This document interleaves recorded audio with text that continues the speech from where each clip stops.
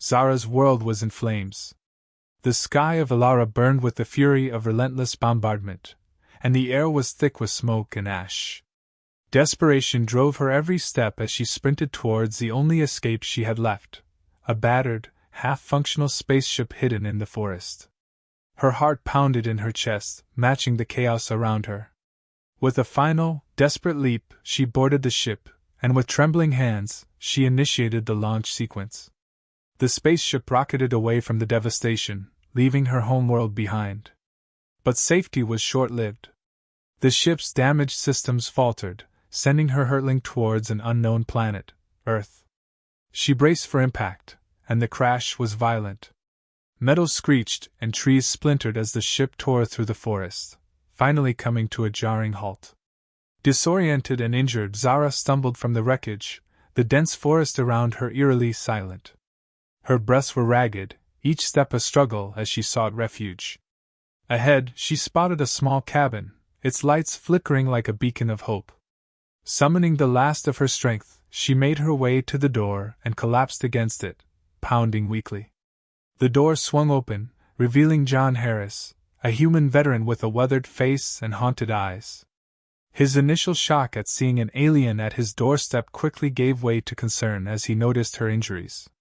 Without a word, he helped her inside, laying her on an old, worn-out couch. "Please, help me," Zara whispered, her voice barely audible. John hesitated, memories of war and loss flickering in his mind. But the desperation in her eyes mirrored his own past struggles. He nodded, fetching a first-aid kit and beginning to treat her wounds. As he worked, Zara's eyes fluttered open, and she looked around the humble cabin, noting the sparse furniture and the lingering scent of wood smoke. "Thank you," she managed, wincing as John cleaned a particularly deep cut. "Why are you here?" John asked, his voice gruff but not unkind. "My planet, destroyed. I had nowhere else to go," Zara replied, her eyes brimming with tears. "I can work. I can help you. Just please let me stay." John sighed, his mind racing.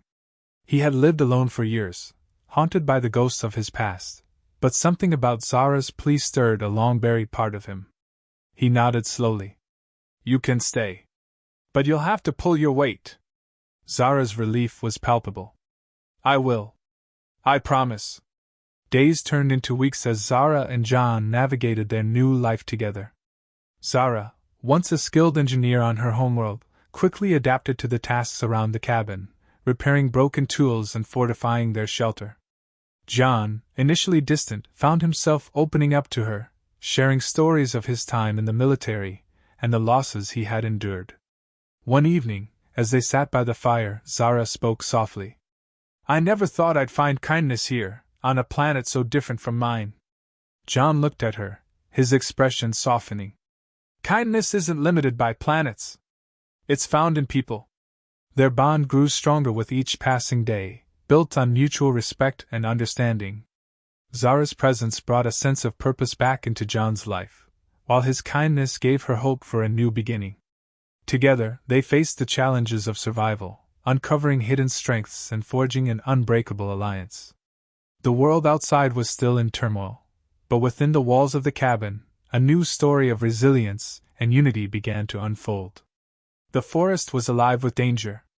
Zara jolted awake to the faint, ominous rustling outside the cabin.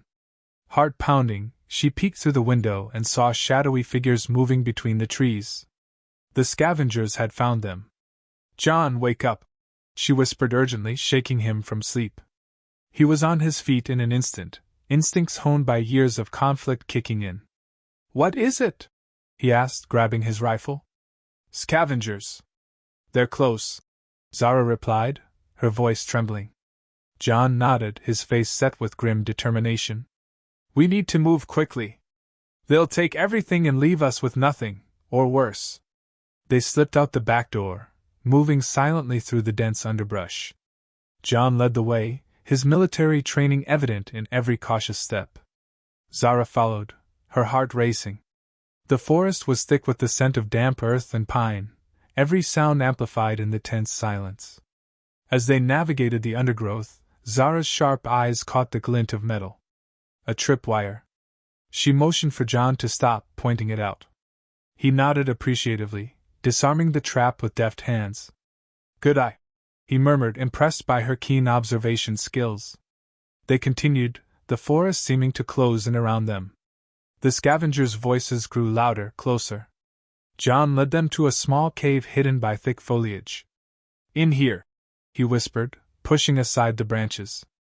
They slipped inside, holding their breath as the scavengers passed by, their torches casting eerie shadows on the cave walls.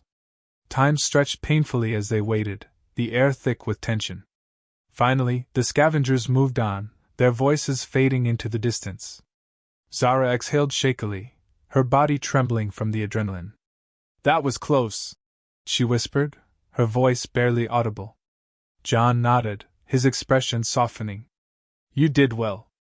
We make a good team. Their bond grew in the quiet darkness of the cave. John shared stories of his time in the military, of battles fought and friends lost. Zara, in turn, spoke of Alara, of its beauty before the war, and the devastation that followed. Their shared experiences of loss and survival created a deep, unspoken understanding. Days turned into weeks as they adapted to their new reality. Zara proved to be resourceful, her engineering skills invaluable in fortifying their shelter and setting up traps to deter scavengers. John taught her survival skills, showing her how to track animals and find edible plants. One evening, as they sat by the fire, Zara noticed a deep sadness in John's eyes. What is it? She asked gently.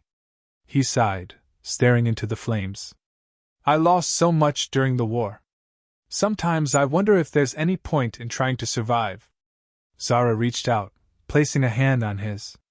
We survive because there's always hope. And as long as we're alive, we can find a way to make things better. John looked at her, seeing the determination in her eyes. For the first time in years, he felt a spark of hope. You're right. We'll keep fighting together. Their alliance, once formed out of necessity, had grown into something unbreakable. They faced each challenge with renewed strength, finding solace in each other's company. As the days passed, the forest around them became less a place of danger and more a sanctuary, a place where they could rebuild their lives, one day at a time. The world outside remained a harsh and unforgiving place, but within their small corner of it, John and Zara found a new sense of purpose. Together, they faced the future, ready to take on whatever challenges came their way. A piercing shriek shattered the calm of the early morning. Zara bolted upright, her heart racing. John was already at the window, peering into the pre-dawn gloom. It's coming from the forest, he said, grabbing his rifle. Zara followed him outside, the chill air biting at her skin. They moved quickly, weaving through the dense underbrush towards the source of the scream. As they approached a clearing, they saw a group of ragged survivors surrounding a man tied to a tree. The leader, a tall, gaunt figure with a cruel smile, was brandishing a knife. We have to help him, Zara whispered, her eyes wide with fear. John nodded. Stay low and follow my lead. They crept closer, using the thick vegetation for cover. John took aim and fired a warning shot into the air. The group scattered in panic, the leader spinning around to face the new threat. Get out of here! John shouted, stepping into the clearing with his rifle raised. Leave him alone! The leader sneered, raising his knife defiantly. And who are you to stop us? This is our territory now. John advanced, his voice steady. This isn't about territory. It's about survival. We should be helping each other, not tearing each other apart. For a moment, the leader hesitated, but the tension was broken by a rustling in the bushes. Zara stepped forward, her eyes blazing with determination. He's right. We can work together. There's enough for all of us if we share. The leader's sneer faded, replaced by a look of uncertainty. Slowly, he lowered the knife. Fine. But if you cross us, you'll regret it. The survivors retreated, leaving the tied man behind. Zara hurried to untie him, her hands shaking. Are you okay? He nodded weakly, gratitude shining in his eyes. Thank you. My name is Ethan. John helped Ethan to his feet. You're safe now. Let's get you back to the cabin. As they made their way back, Ethan shared his story. He had been part of a larger group that had split apart due to internal conflicts. Desperation had driven them to fight over dwindling resources, turning friends into enemies. Back at the cabin, Zara and John tended to Ethan's wounds. You were brave out there, John said, looking at Zara with admiration. You saved his life. Zara shook her head. We saved his life. We have to stick together if we're going to survive. The days that followed were tense but hopeful. Ethan proved to be a valuable ally, sharing his knowledge of the area and helping to fortify their defenses. They worked tirelessly, setting up traps and securing their perimeter. One evening, as they sat by the fire, Ethan spoke up. There's a hidden cache of supplies not far from here. If we can get to it, we could last through the winter. John and Zara exchanged a look. It's risky, John said, but it might be our best chance. They set out at dawn, moving swiftly and silently through the forest. The cache was hidden in an old, abandoned bunker, overgrown with vines. As they approached, a sense of foreboding settled over them. John pried open the rusted door, revealing a treasure trove of supplies. But their relief was short-lived. A rival group had followed them, emerging from the shadows with weapons drawn.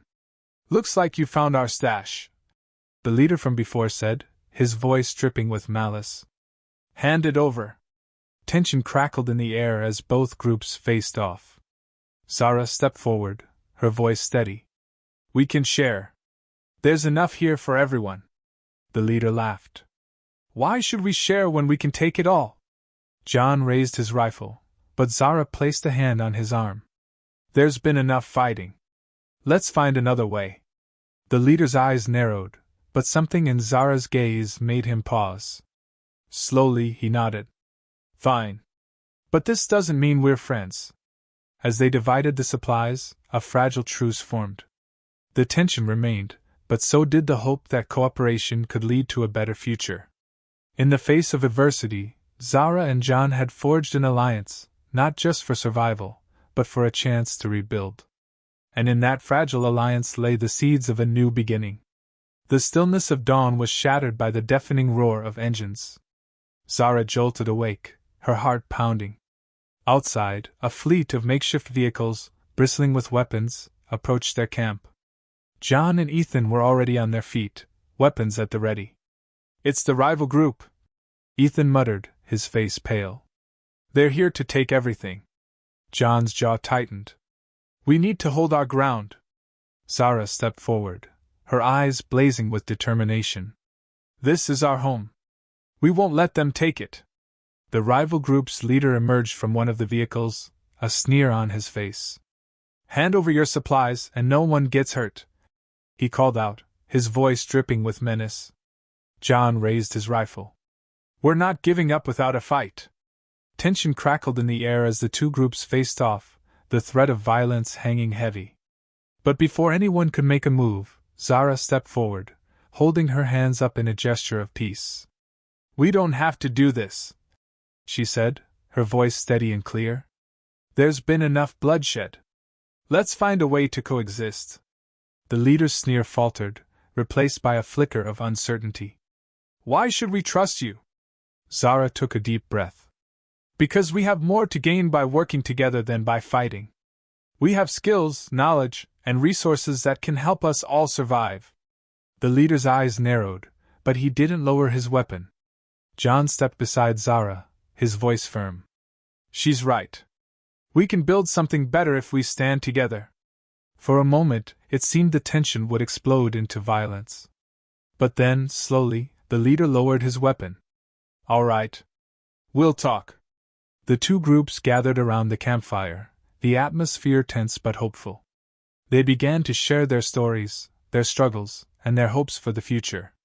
As the sun rose, illuminating the forest with a warm, golden light, a fragile truce began to form. Days turned into weeks, and the once rival groups learned to work together. They fortified their camp, set up patrols, and shared resources. The sense of community grew stronger with each passing day, forged through mutual respect and a shared goal of survival. One evening, as they sat around the fire, Ethan stood up. "We've come a long way," he said, his voice filled with emotion. "We've faced danger, hunger, and fear. But we've also found hope, friendship, and a sense of purpose." John nodded, his eyes meeting Zara's. "We owe a lot of that to Zara. She reminded us of the power of unity." Zara blushed, her eyes shining with gratitude. "I couldn't have done it alone. We've all played a part in building this new life." The leader of the rival group, now a trusted ally, raised his cup. "To new beginnings." As they toasted to their newfound alliance, the forest around them seemed to come alive with the sounds of hope and renewal. The world outside remained harsh and unforgiving, but within their small community, they had found a way to thrive. Zara and John stood side by side, looking out at the camp they had built together. "We did it," John said, his voice filled with pride. Zara nodded, her heart swelling with a sense of accomplishment. "This is just the beginning. Together, we can face anything." Their bond, once formed out of necessity, had grown into something unbreakable. In the face of adversity, they had found strength, resilience, and hope. And in their unity, they had discovered the true power of humanity, the ability to rise above the darkness and create a brighter future. As the stars began to twinkle in the night sky, John and Zara knew that whatever challenges lay ahead, they would face them together, with unwavering determination and a shared vision of a better tomorrow.